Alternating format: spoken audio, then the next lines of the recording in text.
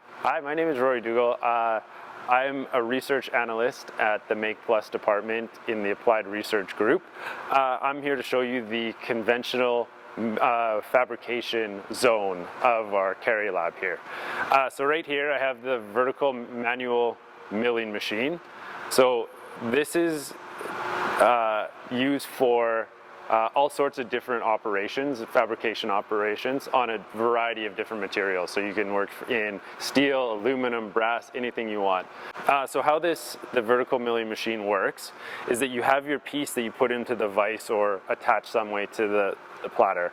This can move in the Y direction, the X direction, or the Z direction, which is up and down.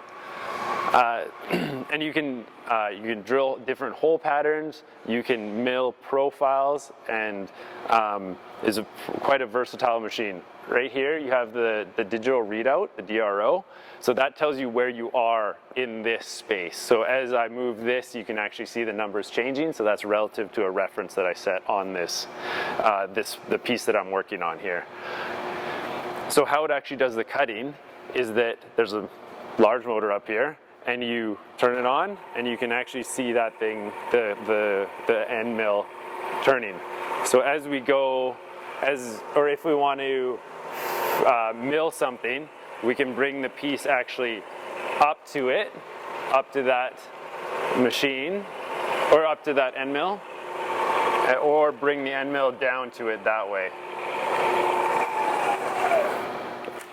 As far as skills to use the manual mill, there is actually a course at BCIT that you can go through. It's at nights or kind of a few weekends. Overall, this machine can be quite dangerous, so there is a couple days at least of training that's important. But once you're up and running, at least doing basic operations, it can be quite safe and relatively easy to use.